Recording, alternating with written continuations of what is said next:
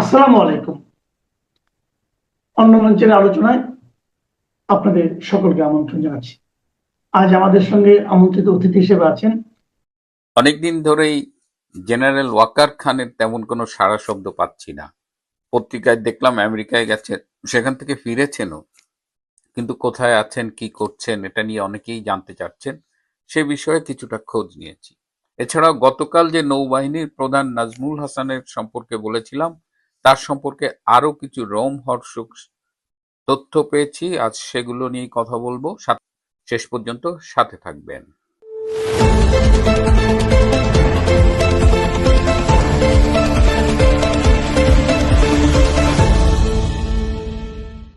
আসসালামু আলাইকুম এবং আদাব।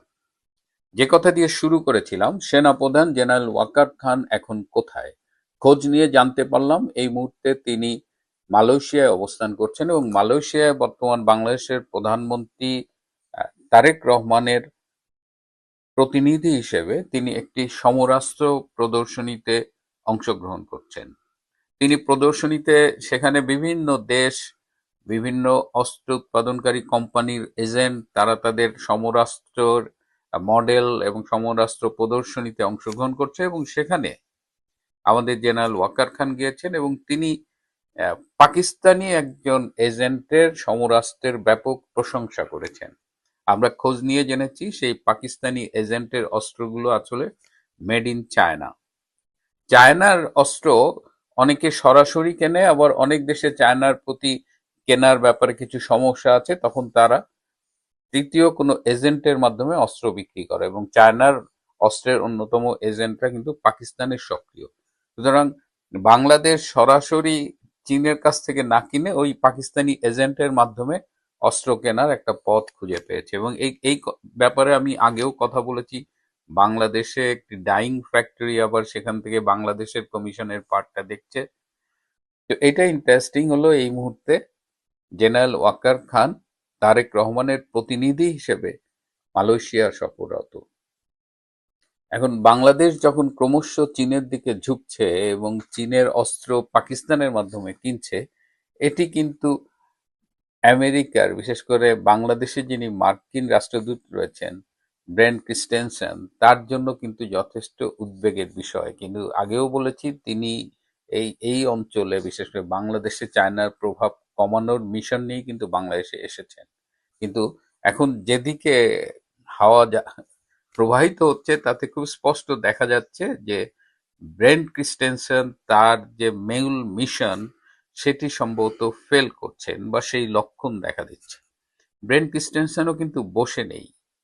রাজনীতির এটাই একটা চার্ম, কিন্তু এটাই ঝুঁকি যে রাজনীতিতে আজকে যে আপনার বন্ধু, কালকে সে আপনার বন্ধু থাকবেই এমন কোনো কথা নেই।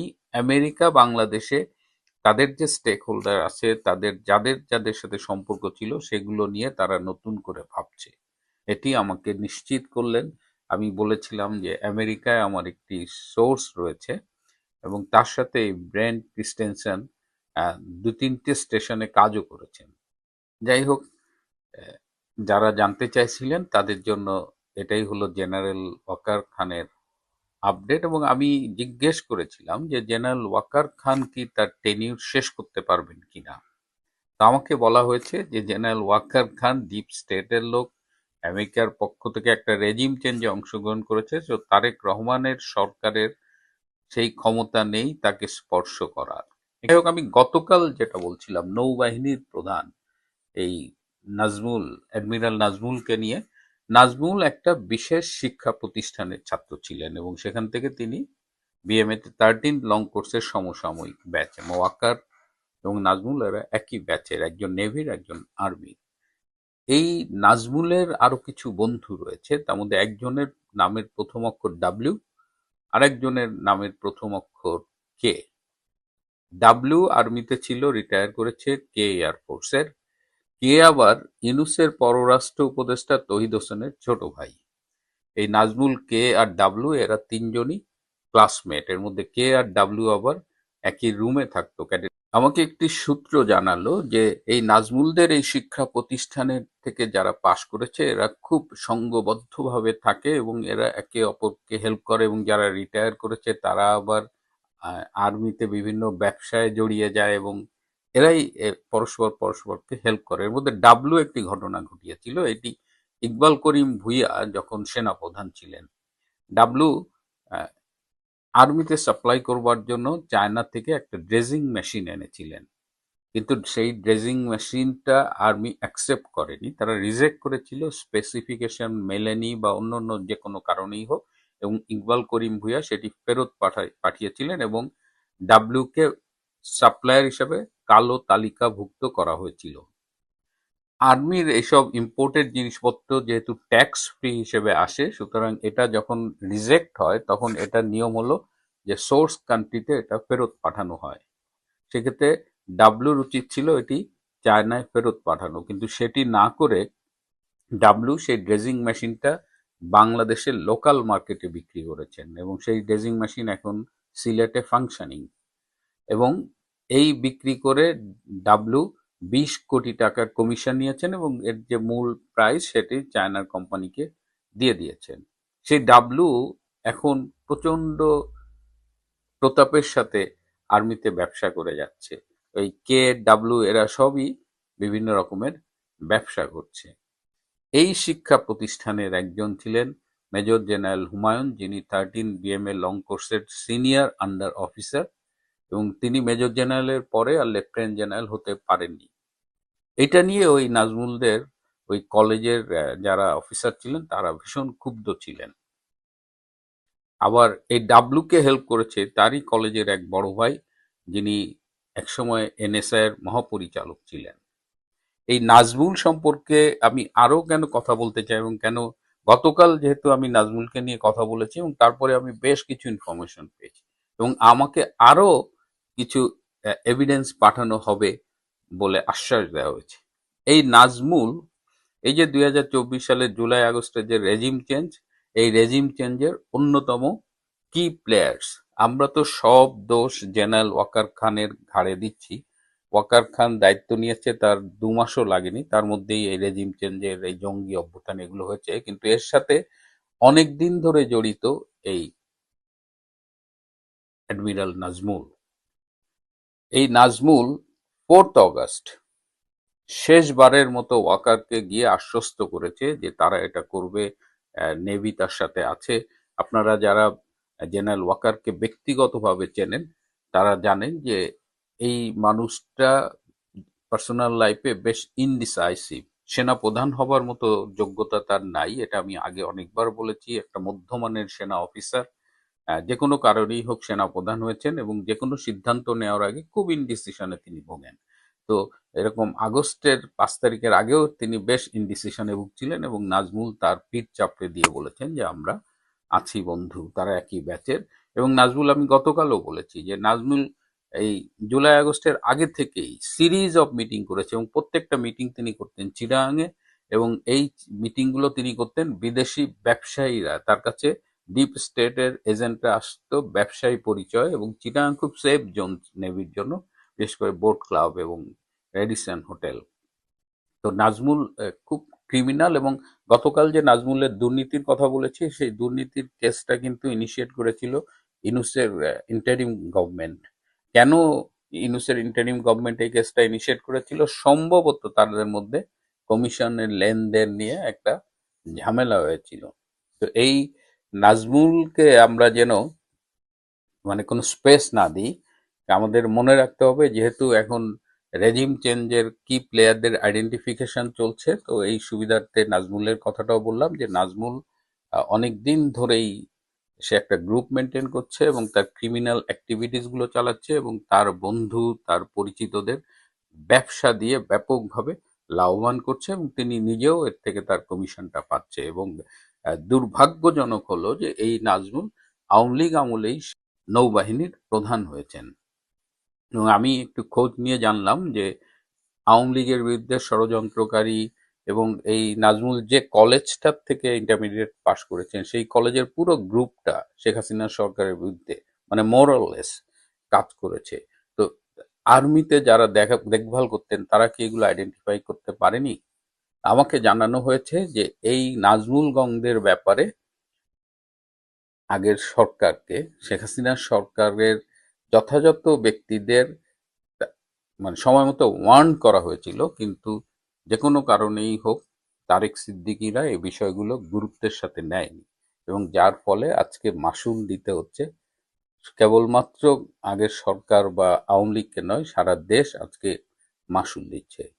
স্বভাবতই প্রশ্ন উঠেছে যে এরকম একজন বিতর্কিত দুর্নীতিবাজ নৌবাহিনী প্রধান কি তার দায়িত্ব পালন করেই যাবে, নাকি সেও ওয়াকারের মতো ধরাছোঁয়ার বাইরে থাকবে। একটি সূত্র জানিয়েছে যে বর্তমান বিএনপি সরকার ওয়াকার খানকে হয়তো তার মেয়াদ সম্পূর্ণ করতে সুযোগ দেবে, কিন্তু নাজমুলের ব্যাপারে তারা চিন্তা ভাবনা করছে।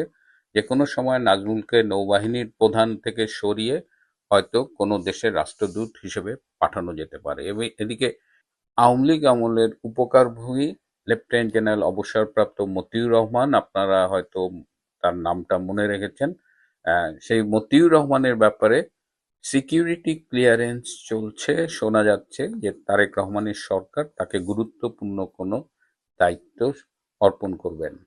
প্রশ্ন হলো যে আওয়ামী লীগ আমলে ফল খেয়েছে, এখন আবার বিএনপির আমলেও ফল খাচ্ছে। এরা আসলেই ভীষণ কপাল। প্রিয় বন্ধুরা, আজ এ পর্যন্তই। ভালো থাকবেন, সুস্থ থাকবেন, তার চেয়েও জরুরি হলো নিরাপদে থাকবেন। সবাইকে অনেক ধন্যবাদ। সম্মানিত দর্শক, অত্যন্ত ছোট কিন্তু গুরুত্বপূর্ণ একটি বিষয় আপনাদের সঙ্গে শেয়ার করতে চাই। আপনারা নিশ্চয়ই আমার কথাগুলো শুনলে আপনারা আপনাদের মতামত দিতে পারবেন এবং আমার ধারণা আপনারা একমত পোষণ করবেন। বিষয়টি হচ্ছে যে বাংলাদেশের রাজনীতিতে এখন একটা ভয়ঙ্কর খেলা শুরু হয়েছে। এই খেলাটাকে কেউ কেউ বলছেন এটা একটা সাইকোলজিক্যাল গেম। এর নানাবিধ টার্গেট আছে। তো এই খেলাটায় বা এই কাজে নিয়োজিত হয়েছেন বা নিয়োগ করা হয়েছে কিছু অনলাইন অ্যাক্টিভিস্ট, কতিপয় বুদ্ধিজীবী যাহারা বুদ্ধি বিক্রি করিয়া চলেন, কতিপয় শিক্ষক এবং কতিপয় টকশো কাঁপানো টকার, মানে যারা টকশোতে কথা বলেন। দেখবেন চিবিয়ে চিবিয়ে তারা মুক্তিযুদ্ধের পক্ষে কথা বলছে। হয়তো 1 বছর 2 বছর 3 বছর আগে তারা এইভাবে এই টোনে কথাগুলো বলে নাই। মুক্তিযুদ্ধ নিয়ে তারা এত বেশি কথা বা প্যারা তাদের ভিতরে দেখা যায়নি। এখন তাদের মুখ থেকে বঙ্গবন্ধুর অনেক বীরত্ব গাথাও আমরা শুনতে পাচ্ছি, তারা তুলে ধরছেন। কিন্তু যখনই শেখ হাসিনার প্রসঙ্গ আসছে, আওয়ামী লীগের প্রসঙ্গ আসছে, সেখানে তারা শেখ হাসিনাকে স্প্লিট করে ফেলছেন, করে শেখ হাসিনার বিপক্ষে কথা বলছেন। বলছেন শেখ হাসিনা ফ্যাসিস্ট, শেখ হাসিনা খুনি, শেখ হাসিনা মানে তার যথাযথ বিচার হওয়া দরকার, তিনি এই করেছেন সেই করেছেন, যা যা বলবার তারা সেগুলো বলছেন। তবে তারা একটি কথা খুব জোরে সোরে বলছেন, গুরুত্ব দিয়ে বলছেন, শেখ হাসিনাকে দেশে ফিরিয়ে আনতে হবে। কারণ শেখ হাসিনা এখন ভারতে রয়েছেন। 2024-এর 5 আগস্টের পর থেকে তিনি ভারতের দিল্লিতে আছেন। তারা শেখ হাসিনাকে ফেরত চাইছেন, ফিরিয়ে আনতে হবে এবং ফিরিয়ে এনে শেখ হাসিনার শাস্তি নিশ্চিত করতে হবে। আইসিটি থেকে যে একটি নামকাওয়াস্তে একটি যে লোক দেখানো মৃত্যুদণ্ডের রায় দেওয়া হয়েছে, এই ধরনের অনেকের ভিতরে এই মানে ফ্যান্টাসিজম আছে, ফ্যান্টাসি কাজ করে যে এনে মৃত্যুদণ্ড দিতে হবে। যদিও আওয়ামী লীগের তরফ থেকে এইটিকে উপেক্ষা করা হয়েছে, এটিকে প্রত্যাখ্যান করা হয়েছে। আইনের দৃষ্টিকোণ থেকেও এই আদালত, এই আইন এই ধরনের বিচার করতে পারে না। এই ধরনের অনেক আইন ভিত্তিক আইনজ্ঞদের রেফারেন্স দিয়ে অনেক কন্টেন্টও কিন্তু অনেকে করেছেন, আমরাও করেছি, কথা বলেছি। কিন্তু তারা বলছেন শেখ হাসিনাকে ফিরিয়ে এনে শাস্তি নিশ্চিত করতে হবে। কিন্তু আমি আপনাদের বলছি বিনয়ের সঙ্গে, এই যারা এইসব কথা বলছেন তাদের কেউই মনে প্রাণে চান না শেখ হাসিনা ফিরে আসুন, এটা কিন্তু তারা চান না। আপনারা দেখেছেন অন্তর্বর্তী সরকারের যে প্রধান উপদেষ্টা ছিলেন ইউনূস, তিনিও বারবার বলেছেন, তার উপদেষ্টাদের অনেকেই বলেছেন, বারবার গলা ফাটিয়ে ফেলেছেন, শেখ হাসিনাকে ফেরত চাই, ভারতের কাছে চিঠি লিখেছেন, বিভিন্ন ফোরামে বক্তৃতা করেছেন। আমি তখনও বলেছি ইউনূস মন থেকে চান শেখ হাসিনা যেন না ফিরেন। হ্যাঁ, আমি এটা বলেছি, ইউনূস শুধু চাইতেন শেখ হাসিনা যেন দিল্লিতেই থাকেন, তবে যেন চুপচাপ থাকেন। কারণ শেখ হাসিনা কথা বললেই তার তখ্তে তাউস, তার মসনদ কেঁপে উঠত, তিনি ভীষণ ভয় পেতেন। এখনকার অবস্থাটাও ঠিক তেমনই। এই যে আমাদের পররাষ্ট্রমন্ত্রী খলিলুর রহমান দিল্লি থেকে ঘুরে এলেন, বলা হলো শেখ হাসিনাকে ফেরত চেয়েছি, প্রত্যর্পণ যে চুক্তি তার রেফারেন্সে চেয়েছি, আগে চিঠি দেওয়া হয়েছে। তো এটি নিয়ে আসলে কেউ মুখ খুলছিল না। পরে সর্বশেষ সম্ভবত 17 এপ্রিল ভারতের পররাষ্ট্র মন্ত্রণালয়ের যে মুখপাত্র রণধীর জয়সওয়াল, তিনি মুখ খুলেছেন, বলেছেন যে হ্যাঁ, আমরা এটি নিয়ে পরীক্ষা নিরীক্ষা করছি, প্রক্রিয়া যাচাই করছি, আইনি ব্যাখ্যা বিশ্লেষণ আমরা খুঁজে দেখছি। খেয়াল করে দেখুন, এই কথা কিন্তু তিনি আগেও বলেছেন। যখনই অন্তর্বর্তী সরকারের তরফ থেকে কোনো মন্ত্রী বা আমাদের পররাষ্ট্রমন্ত্রী তিনি যখন জাতীয় নিরাপত্তা উপদেষ্টা ছিলেন, তখনও গিয়েছেন, এসব কথা বলেছেন। জবাবে রণধীর জয়সওয়ালরা এই কথাগুলো বলেছেন, অজিত দোভাল বলেছেন, জয়শঙ্কর বলেছেন, নানান কথা। অর্থাৎ আমরা মোদ্দা কথা বুঝেছি যে ভারত শেখ হাসিনাকে এভাবে ফেরত দেবে না। এটি দিবালোকের মতো সত্য। নতুন কিছু রণধীর জয়সওয়াল বলেননি, বরং রণধীর জয়সওয়াল এই কথাটি বলেছেন যে আমরা এটি প্রক্রিয়া করছি। এটা করে তিনি আওয়ামী লীগের সঙ্গে, শেখ হাসিনার সঙ্গে দিল্লি সরকারের, ভারত সরকার যে সম্পর্ক, সেটিকেও জাগরুক রেখেছেন। আবার বাংলাদেশের নবনির্বাচিত সরকার, নতুন সরকারের সঙ্গে দ্বিপাক্ষিক যে কাজকর্মগুলো এগিয়ে নেওয়া দরকার ভারতের স্বার্থে, বাংলাদেশের স্বার্থে, সেটিও যেন সুচারুরূপে হতে পারে, সেটিও তারা বলেছেন।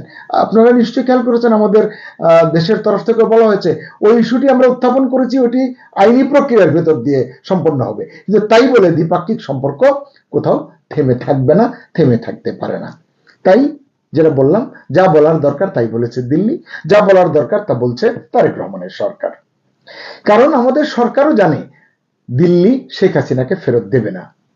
আর আমি বলতে চাই, এই সরকারও আসলে শেখ হাসিনাকে ফেরত চায় না। এই জন্যই আসলে মাঠে নামানো হয়েছে কিছু লোকজনকে। আমি তাদের ভাড়াটিয়া বলবো কিনা জানি না, হতে পারে তারা ভাড়াটিয়া, তাদেরকে লাগানো হয়েছে, নামানো হয়েছে। এদের কেউ কেউ ইউনুসের দয়া জেলও খেটেছেন, দু একজনকে দেখতে পাচ্ছি। ফলে তারা যখন কথা বলেন টেলিভিশনে বা সোশ্যাল মিডিয়াতে, কিছু লেখেন, বলেন, সাধারণ মানুষের এক ধরনের সহানুভূতি তারা কিন্তু অর্জন করছেন, পাচ্ছেন। এদের কেউ কেউ আবার মবের শিকার হয়েছেন নানান প্রেক্ষাপটে, যদিও এর অধিকাংশই নাকি সাজানো ছিল। কারণ এর মাধ্যমে এই লোকগুলোর গায়ে নিরপেক্ষ এবং আওয়ামী লীগের শুভাকাঙ্ক্ষী এরকম একটা লেবেল লাগানোর সুচতুর চেষ্টা এটিকে বলা হচ্ছে, বা বলতে পারেন আপনারাও। অর্থাৎ দিন শেষে এরা বুঝাতে চান আওয়ামী লীগ একটি বড় দল, প্রাচীন দল, অতএব গণতন্ত্রের বিরাট স্বার্থে আওয়ামী লীগ ফিরতে পারে, অথবা ফিরুক, নিরীহ ছাত্রলীগ ফিরুক, যে অন্যায় করেনি, খুন করেনি, গুম করেনি, চাঁদাবাজি করেনি, লুটতরাজে অংশ নেয়নি, ফিরুক। আওয়ামী লীগও তাহলে ফিরুক, কিন্তু শেখ হাসিনা নন। শেখ হাসিনাকে ছাড়া আওয়ামী লীগ ফিরুক, ছাত্রলীগ ফিরুক, অঙ্গ সংগঠন ফিরুক, কোনো সমস্যা নেই। কে কোন প্ল্যাটফর্মে যাবে সেটি পরের কথা। কারণ কি? কারণ হচ্ছে শেখ হাসিনাকে তাদের ভীষণ ভয়। কারণ হচ্ছে শেখ হাসিনাকে আসলে নিয়ন্ত্রণে রাখা যায় না। মানে তিনি এমন একজন মানে রাজনীতিক, এমন একজন প্রবীণ মহিলা যে তাকে আসলে বাগে রাখা মুশকিল, তার মুখে কিছু আটকায় না। আমরা অনেক সময় তার সমালোচনা করি যে প্রধানমন্ত্রী হিসাবে, আওয়ামী লীগের মতো দলের সভাপতি হিসাবে তার মুখে যা মানায় না তেমন কথাও তিনি বলেন। এসব কারণে অনেকে তাকে খুব ভয় পায়। সবচেয়ে বড় কথা, শেখ হাসিনা এই অঞ্চলের, এই দেশের টাউট বলেন, বাটপার বলেন, শিখন্ডি বলেন, সকলকে তিনি চেনেন, চিনতে পারেন। এই টোটাল সিন্ডিকেটটাকেই তিনি চেনেন, সবার আগে তিনি চিনতে পারেন, বুঝতে পারেন। ইউনুসকেও তিনি সবার আগেই চিনতে পেরেছিলেন। এটা এখন অনেকে টকশোতে বলছেন, অনেকে সোশ্যাল মিডিয়ায় পোস্ট দিয়ে স্বীকার করছেন, শেখ হাসিনার বিচক্ষণতার প্রশংসা করছেন যে আমরা বুঝি নাই, আমরা ইউনুসের পক্ষে কথা বলেছি, আমরা ইউনুসের জন্য গুণগান গেয়েছি, কেঁদেছি, মিছিল করেছি। কিন্তু ইউনুস যে এত বড় বাটপার, ইউনুস যে বিশ্ব বাটপার, এ খারাপ খারাপ অনেক অনেক খারাপ কথা বলছেন তারা, কিন্তু শেখ হাসিনার প্রশংসা করছেন। সেই তাদেরই কেউ কেউ নেমেছেন এই নতুন খেলায়। এই যে বললাম সাইকোলজিক্যাল গেম, এই খেলায়। কোন খেলা? যে খেলায় আওয়ামী লীগ ফিরুক, কিন্তু শেখ হাসিনাকে কিছুতেই চাই না, শেখ হাসিনা যেন ফিরতে না পারেন। কারণ তাকেই তো ভয়, তাকে ম্যানেজ করা যাবে না, তাকে টক্কর দেওয়া যাবে না, তার সঙ্গে রাজনীতি করবার মতো রাজনীতিক তো এখন এদেশে নেই, এটি তারা বুঝতে পারছে। তাই এই মুহূর্তে যারা আওয়ামী প্রেমী, ছাত্রলীগ প্রেমী হয়ে গণতন্ত্রের ধ্বজাধারী সাজতে চাইছেন, তারা সত্যি সত্যি শেখ হাসিনাকে ভয় পাচ্ছেন। এবং এই ধ্বজাধারীরা যাদের হয়ে মাঠে নেমেছেন, বললাম তো তারা নিজেরা নামেননি, তাদেরকে কেউ নামিয়েছেন, তারা যে গলাবাজিতে নেমেছেন, সেই অদৃশ্য ব্যক্তিরাও চান না শেখ হাসিনা সত্যি সত্যি দেশে ফিরে আসুন, কারণ তারা জানেন শেখ হাসিনাকে বাগিয়ে আনা অসম্ভব। ইউনুস থেকে শুরু করে এই বঙ্গের সব টাউট বাটপার চিটার সিন্ডিকেটকে শেখ হাসিনা যেমন চেনেন, তেমনটা আর কেউ চেনেন না।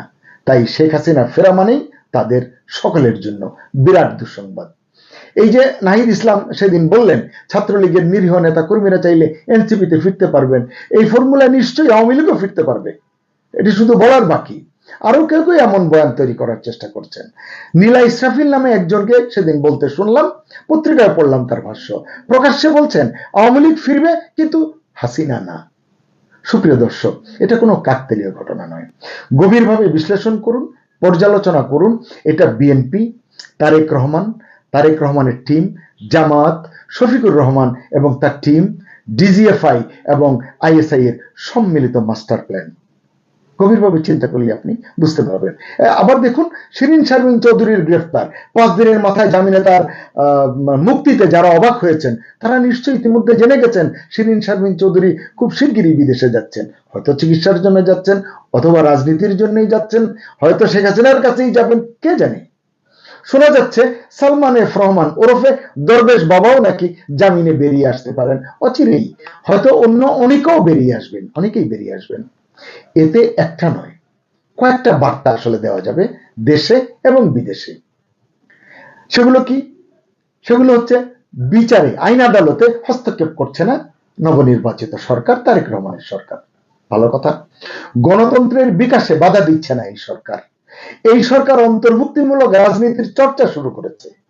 বিরোধী দল, বিশেষ করে আওয়ামী লীগের বড় বড় নেতাদেরও ছেড়ে দিচ্ছে সরকার, কেবলই গণতন্ত্রের স্বার্থে, সুস্থ রাজনীতির স্বার্থে। আর বিদেশিরা তো বলবে মারহাবা, এটাই তো আমরা দেখতে চেয়েছিলাম, আশা করেছি, এটাই নতুন সরকারের কাছে আমরা প্রত্যাশা করেছি। কিন্তু শেখ হাসিনার বিষয়টা দেশে যেমন আটকে যাচ্ছে রাজনীতির ক্ষুদ্র স্বার্থে, অনেক অরাজনীতিকের ভয়ে, মনের ভয়ে, বিদেশেও শেখ হাসিনার নামটা আসলে অচ্ছুত হয়ে থাকছে মাইনাস ফর্মুলার যে ঘেরাটোপ, যে নিয়ম, তার ফাঁদে পড়ে। সেটা কিরকম? কারণ তারা তো এটাই চেয়েছিল।